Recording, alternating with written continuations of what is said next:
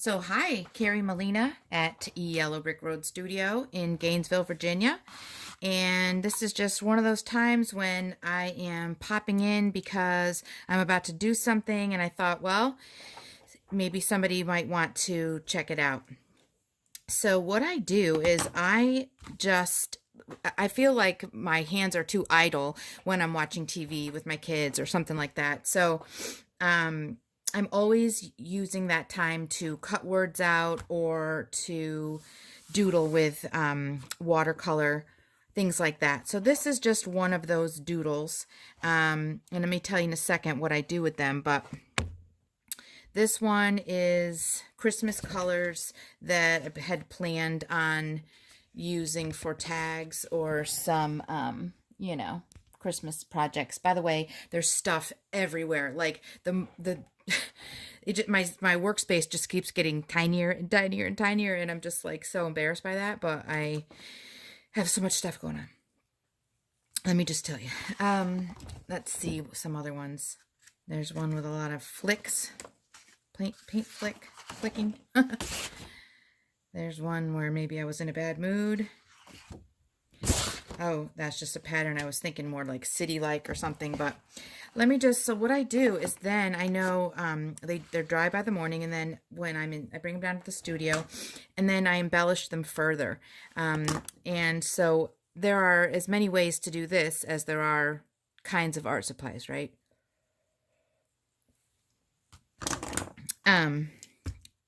So this is when I decided to do the video, but I just started with these are my white pens of choice, the Uniball Signos.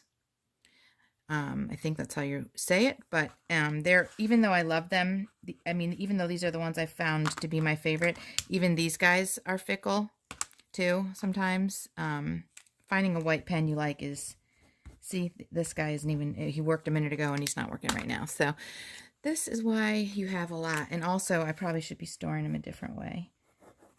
Yeah, so I'm going to do a video and none of my white pens are going to work. I'm going to store them upside down briefly and see if I can get some ink flow in here, but oops. Let's see about this guy. Yeah, that one's doing a little better. But the only thing that is kind of representational in this particular doodle is these trees. So I thought I would just go in and kind of emphasize them a little bit more even. Not that it's snow, but just kind of just some sketchy doodles. And then I cut them up into tags and smaller pages for journaling or to make little mini books out of. So you have to be careful when something's representational because, then that has to go upright, vertical. But I figure because I only did it this one time, I think, then it's no big. I can make sure that that's, stays vertical. But other than representational stuff, you can just go in and have fun with the different doodling. You can doodle, you can outline just for a different look, shapes and things. You can dot. This is actually one of my favorite things to do, is to kind of make a block of color seem polka dotted. I just like the added pattern that it gives something. You get the idea. You can stripe, of course, so you could take some of these stripes and go in with some opposite stripes. Spirals is something you will see a lot of in my work when it's doodly like this. It's my logo because life is never in a straight line and you're always on your path, your journey, and that's why I like a spiral. That's what it represents for me. Plus, they say when you doodle, you either doodle with like flowy shapes or you doodle with vertical, horizontal, kind of angular shapes. So next time you doodle while you're talking on the phone or something, look back at your doodle and say, do I do swirlies, or do I do squares and triangles and boxes? I do boxes sometimes, though. So that is white pen that you can go in and mess around with. There is also the idea of, I'm going to skip Christmas for now. I'm not going to skip Christmas, but I'm going to skip my Christmas paper. The idea of rubber stamping is something that I like to do on these.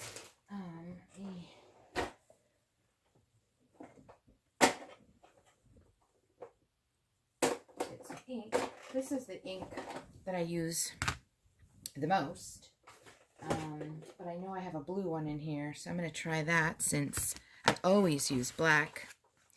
And this doesn't have any black in it, so I'm going to take advantage of that situation. And I had pulled some word stamps out because I just like the way that they're small. And so I have this word hope, and I'm going to stamp it in every different kind of direction, so that, like I was talking about before, it won't matter when I chop these up. There won't be necessarily, you know, a right way to position horizontally or vertically.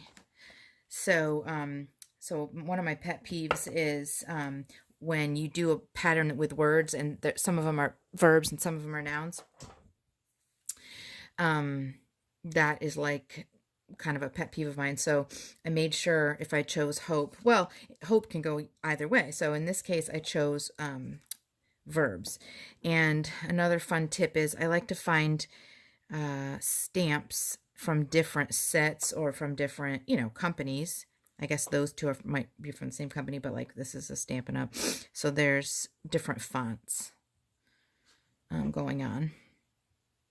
I keep all of my stamps in one, I keep all of my word stamps in one drawer because I don't know why, because I categorize everything. Now this stamp, the ink doesn't, I don't trust. Oh yeah, it works. Very thin lines that I'm not used to. So I'm going to trust it. Oh, see, now I love that. I really, really like that cursive celebrate. So I'm going to be sort of going around and putting that in different places. I can tell I'm going to love this. And then what I might do is go in and scan this. It won't fit completely on my printer, but I would go in and scan it, and so that I could use it again and again, the same, you know, paper if I printed it out or something. I don't do that a lot, but when I love something like that, I know I'm gonna love this, except for that little mark I just made. Then I tend to want to, you know, have it for further use. I'm gonna put trust. My favorite kind of stamps are the ones that don't have the square. That's why I was a little worried about this guy. See, and I did get him there. And sometimes I trim those off. And this is just super kind of intuitive and not really, you know, I just like to spread them around. There's no right or wrong way to do any of this. And that is what I love about mixed media art. And the freedom of just anyone being able to do this. And it looks great, no matter what. Let's do, now see, this dance has has corners, so I'm a little worried about that. I don't like it. I mean, part of me doesn't like it when the corners show, and part of me doesn't mind it. Isn't that weird? Like, I kind of don't mind because that's just kind of the nature of the beast, and I don't, and this is also an abstract kind of thing going on here, so it's not like it looks, ugh, I don't like that one though. It's not like the end of the world though when it happens. The key is just pressing in the middle and not pressing the edges. Stamping 101. Oh, that's really bad. So I'm going to skip that guy for a while. But that's like, again, because I'm cutting them up, I could probably do something with that. I mean, I could put white gesso over that for you know, all intents and purposes. It's not a big deal. This, again, is just an abstract background paper or journal page. I could glue something over that if I'm working on a little journal. And again, that's why I like this type of stuff, because it just doesn't really matter. There's no mistake that you can't fix.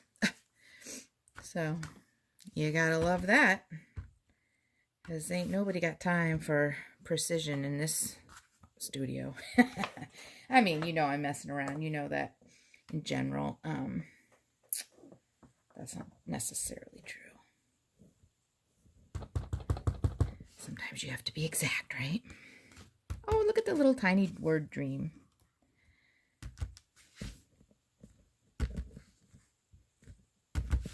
He is cute. All right, you get the idea. I just realized I got carried away, and you don't need to be watching the entire process of that. So you get the idea there. I'm just making one big. And then I also wanted to mention the Dina Wakley gloss sprays, which, look, what is happening? That is hysterical. Those are those little, like, little glue dots, but they make the thing raised that you're trying to glue on. So, of course, adding spray, this piece, like, kind of totally cries out for it, because it's like one of those angsty kind of pictures. Oh, I just got some on there. Fail. But see how that's cool, and then when it dries, it's going to be super cool. I brought this one too. I brought eggplant. That one was marine. I brought eggplant, but that's not going to match this particular piece, so I will pass on that. Plus, that takes a while to dry. I wanted to show you that. And then I pulled out my scribble sticks, because I was just going to show you that that would be another fun way to embellish further these little doodle paintings. This one especially, since it has the white space in between. I wasn't sure. I knew I wanted to leave white space when I did this.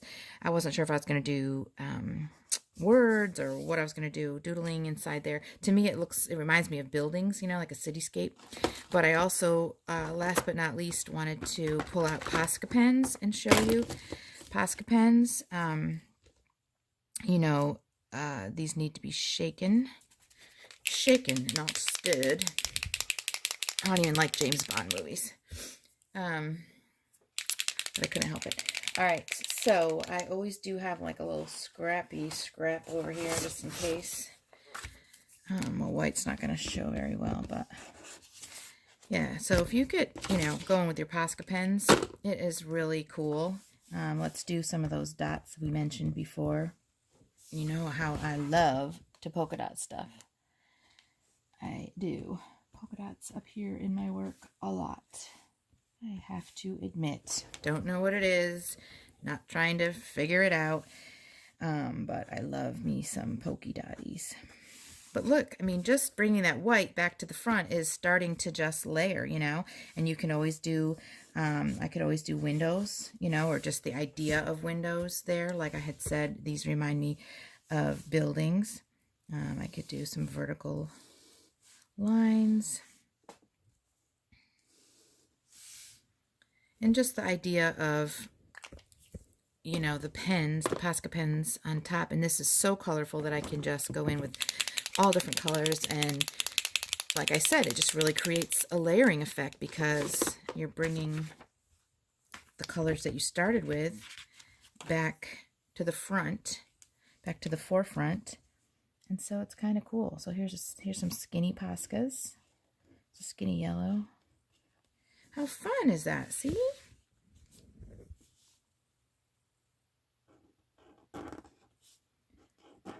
And you can even do these, you know, with your kids. And I have to admit, in my classes with kids, I haven't gotten the Posca pens out. Sometimes I like hoard my beloved materials, you know how we do that, and we're like, oh, I don't want the kids to touch it. But then you have a moment where you're like, let them touch it. What's the difference? I get a lot of moms saying, you know, that they don't let their kids use glitter. I don't know. I guess I'm just kind of like, you know, so I'll vacuum it up. I don't know. It's just not that big a deal to me. And then someday they're going to be older and you're going to be like, I was kind of stingy with the glitter. Or I should have done this, or I should have done that. And I know my kids are 11 and 12, and oh, he looks like a frowny face. I didn't mean for that to happen. My kids are 11 and 12, and I'm already feeling like, you know, every day you just look at them and think, well, they're getting older, and I want to enjoy them while they're each age that they are. So I think what I'll do is, here, should we go in with some Posca? Oh, I don't want to mess up my Poscas on that one. This one would be a really fun one to use Poscas on because, you know, just because of, like, look at all the colors. And what did I start with? That white, right? Where did that guy go? He's missing. That's okay. Let's go in with some yellow.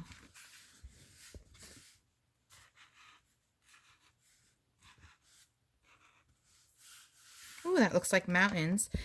I guess I keep thinking about these as trees, but it kind of does look like mountains in the background.